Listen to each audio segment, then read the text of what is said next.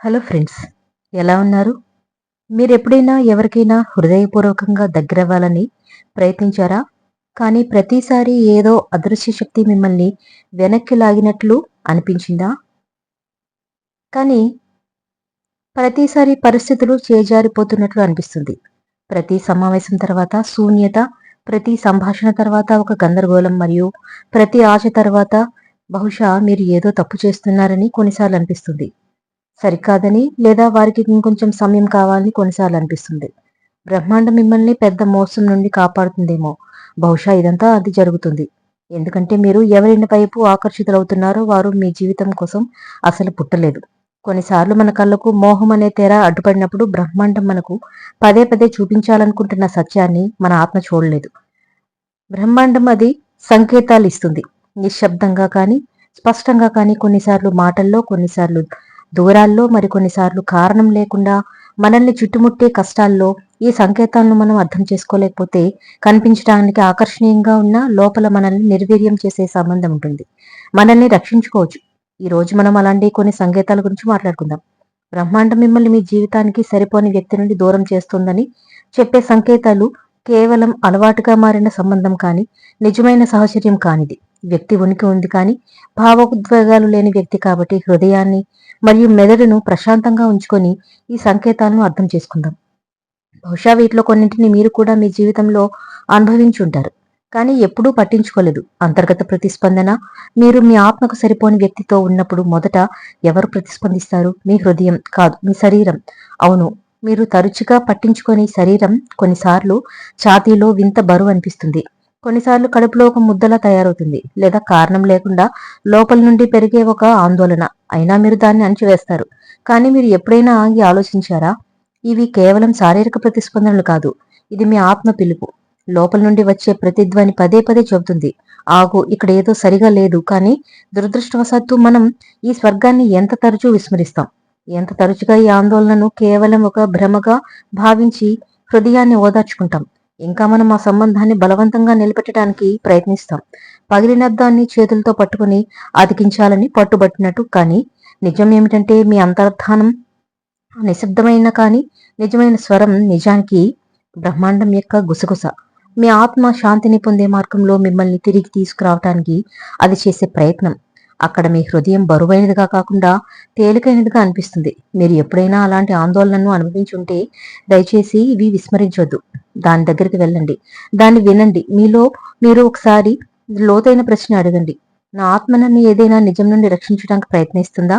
ఎందుకంటే మీరు ఈ మొదటి సంకేతాన్ని కూడా తిరస్కరిస్తే బ్రహ్మాండం ఊరుకోదని గుర్తుంచుకోండి. అది ఇతర మార్గాలను కూడా అవలంబిస్తుంది.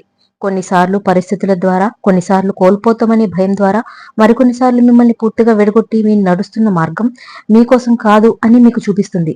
కాబట్టి మీ ఆత్మ మొదటిసారి మాట్లాడినప్పుడు మీరు వినడం మంచిది, ఎందుకంటే అది ఎప్పుడూ మీ మంచి కోసమే మాట్లాడుతుంది. శక్తి కోల్పోవడం. మీరు ఎప్పుడైనా ఎవరినైనా కలిసి తిరిగి వచ్చినప్పుడు లోపల నుండి అలసిపోయినట్లు అనిపించిందా? మీరు రోజును చిరునవ్వుతో ప్రారంభించారు, మీ మనసులో ఆశలు, మీ హృదయంలో కాంతి ఉంది. కానీ మీరు వారిని కలిసిన వెంటనే ఎవరో మీ కాంతిని దొంగిలించినట్లు అనిపించింది. మీ చుట్టూ ఏదో కనిపించిన మేఘం కమ్మేసినట్టు. ఇది కేవలం చెడు మానసిక స్థితి కాదు, ఇది మీరు నెమ్మదిగా కోల్పోతున్న శక్తి.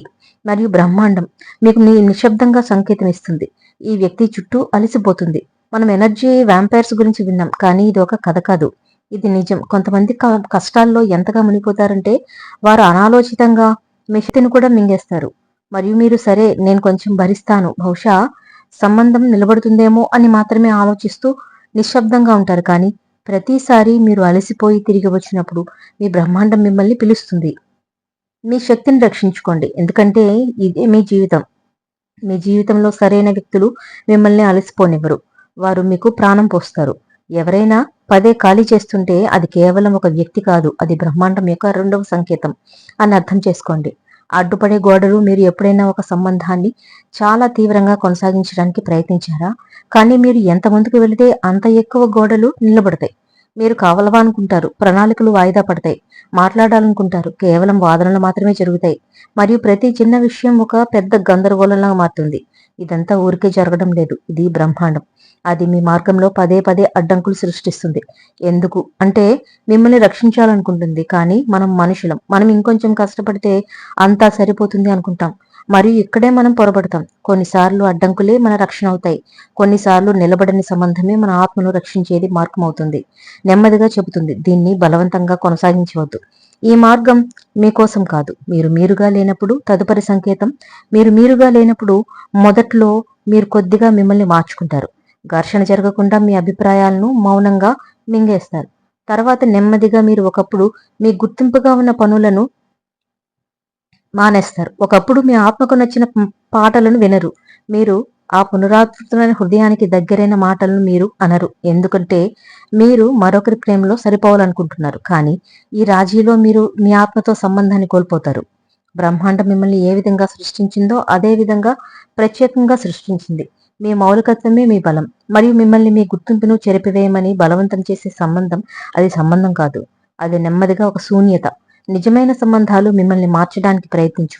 అవి మిమ్మల్ని మరింత ఎక్కువగా మీరుగా మారుస్తాయి. మీరు ఏదైనా సంబంధంలో మిమ్మల్ని కోల్పోవడం ప్రారంభించినట్లయితే ఇది బ్రహ్మాండం మిమ్మల్ని అక్కడ నుండి బయటపడాలని కోరుకుంటుందనే లోతైన సంకేతం. తద్వారా మీరు మళ్ళీ మీతో కనెక్ట్ అవ్వగలరు. కలలు దూరమైనప్పుడు మీ కలలు నెమ్మదిగా మీ నుండి దూరం అవుతున్నాయా?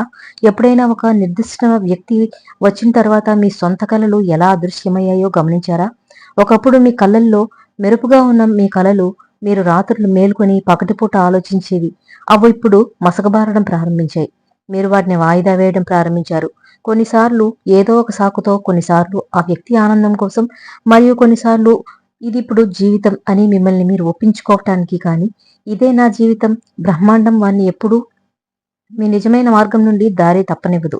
ఎవరితో అయినా జీవించాలని అగ్నిని ఆర్పేస్తుంటే, వారితో కలిసి ఉన్నప్పుడు మీరు మిమ్మల్ని భావిస్తుంటే, అయితే అది బ్రహ్మాండం నుండి వచ్చే ప్రత్యక్ష సందేశం.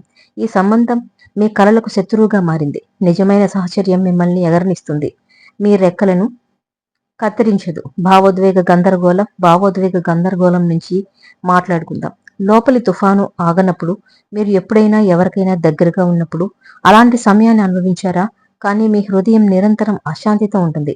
ఒకరోజు మీరు సంతోషంగా ఉంటారు, మరుసటి రోజు విసిగిపోతారు. ప్రతి మాట ఒక ఎత్తు నుండి పడుతుంది. ప్రతి ఆనందం క్షణాల్లో కన్నీరుగా మారుతుంది. ఈ భావోద్వేగ గందరగోళం ఒక శిక్ష కాదు, ఇది ఒక హెచ్చరిక. బ్రహ్మాండం మీరు మీ ఆత్మను అలసిపోతే సంబంధంలో ఉన్నారని చూసినప్పుడు అది అలజడి సృష్టిస్తుంది. ఎందుకంటే శాంతి లేకపోతే ఆ సంబంధం మీ ఇల్లు కాలేదు. మీ శాంతిని కోల్పోయే సంబంధం అది సహచర్యం కాదు, అది బంధనం. బ్రహ్మాండం మీరు మేల్కొని భయాన్ని పట్టుకుని జీవించడం మీ ఆత్మ గౌరవానికి హానికరమని అర్థం చేసుకోవాలని కోరుకుంటుంది. వదిలివేయడానికి చాలా భయపడే సంబంధాలు తరచుగా వదిలివేయటానికి అత్యంత అవసరమైనవిగా ఉంటాయి. మార్పు అంగీకరించడమే స్వాతంత్రమైన అయినప్పుడు. మరియు ఇప్పుడు మీరు బ్రహ్మాండం యొక్క ఈ సంకేతాలన్నింటినీ అనుభవించారు. మీకోసం మీ లోపల నుండి ఒక కొత్త ప్రయాణం ప్రారంభమవుతుంది. కానీ నడవడం అంత సులభం కాదు. వదిలివేయడం ఒక రాత్రిలో జరిగేది కాదు, ఇది ఒక ప్రక్రియ. మొదటి అడుగు అంగీకరించడం. మీ హృదయంలో ప్రతి భావనను ఆలింగనం చేసుకోండి, నొప్పిని, కోపాన్ని, ఒంటరితనాన్ని. ఎందుకంటే ఈ భావనలోనే మీ పునరుజ్జీవనం మార్గం దాగి ఉంది. రెండవ అడుగు మిమ్మల్ని మీరు ప్రేమించుకోవటం. గుర్తుంచుకోండి, మీరు మీ జీవితంలో అత్యంత ముఖ్యమైన వ్యక్తి. మీ కోరికలకు ప్రాధాన్యత ఇవ్వండి. మసకబారిన కలలను మళ్ళీ జీవించడం ప్రారంభించండి. మీ లోపలి పిల్లలకి మళ్ళీ స్వర్గం ఇవ్వండి. మూడవ అడుగు ముందుకు సాగడం. చిన్న చిన్న అడుగులు ఆ పాత అభిరుచి తిరిగి తీసుకురండి. ఒక కొత్త పుస్తకం చదవండి, కొత్త వ్యక్తులను కలవండి, లేదా మిమ్మల్ని మీరు కౌగిలించుకోండి. వదిలివేయడం బలహీనత కాదు అని గుర్తుంచుకోండి, గొప్ప బలం. ఇది మీకు బ్రహ్మాండానికి నేను ఇప్పుడు నా కోసం సిద్ధంగా ఉన్నాను అని చెప్పే క్షణం. అప్పుడు బ్రహ్మాండం కూడా మీ వైపు మొదటి అడుగు వేస్తుంది. చివరి మాట నుండి పొగమంచు తొలగిపోతుంది.